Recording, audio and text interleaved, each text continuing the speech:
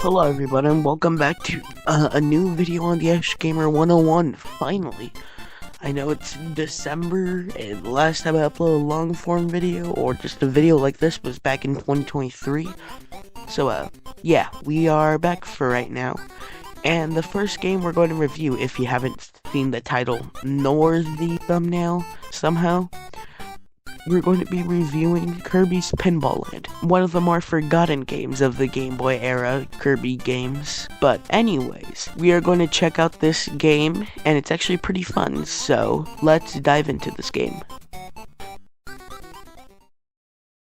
Okay, so now first, this game has actually aged pretty well for being a Game Boy game.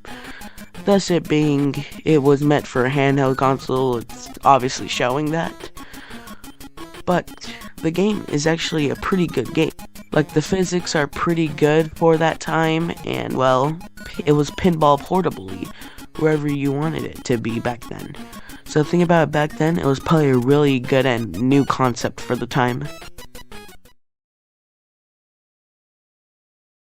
The sound also aged pretty well on it too.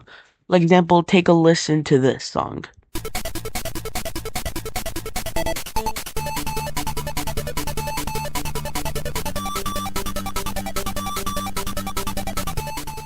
It's a really good song, right?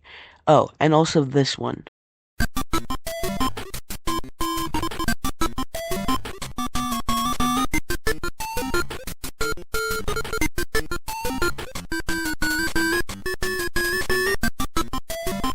And also take a listen on this very last song, which is the boss song.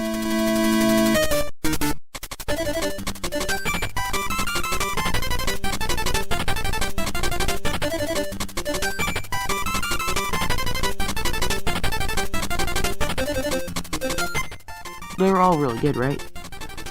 So, anyways, it's just using the basic Game Boy chiptune, not really anything special, but they arranged it pretty well, as most of it seems to be used from other games, though, but still a really good soundtrack.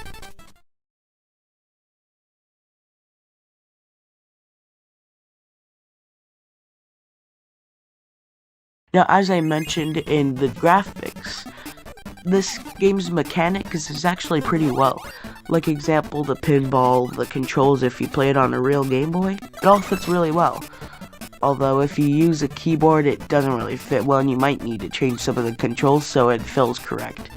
But if you set the controls just right, it is still a really good pinball. Like example, the gameplay you are seeing right here on the screen. That's the game. Plus, if you just feel it for yourself, it's just perfect. Like, the pinball physics are still good, nothing feels that unfair. And yeah, everything's just really good. Now, this game within actually how the game is. Now, it's kind of more of a short game, but it's challenging enough where it could be extended to a pretty good amount. And since it's just pinball, it has amazing replayability, since while it's pinball, you never get the same outcome, like example, just a normal platformer game. And this game's actual challenge. It's obviously a challenge because of how short a game it is, it does need some kind of challenge. But also, it's not completely unfair, except this one part.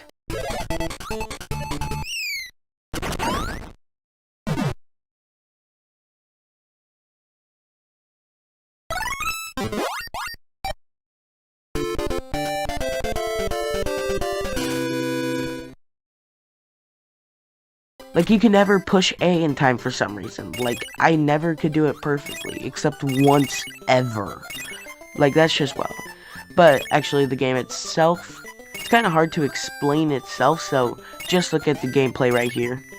It looks a little bit harder than it is, but it's more simple.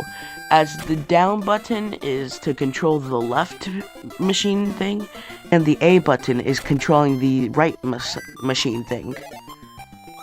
Okay, now, if there's any unused stuff, it will flash on the screen right now.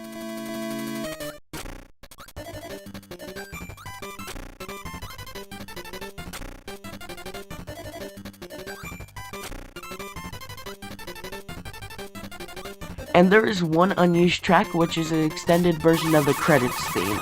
For example, you can normally only hear 18 seconds of the song, and here's the clip of the 32 seconds.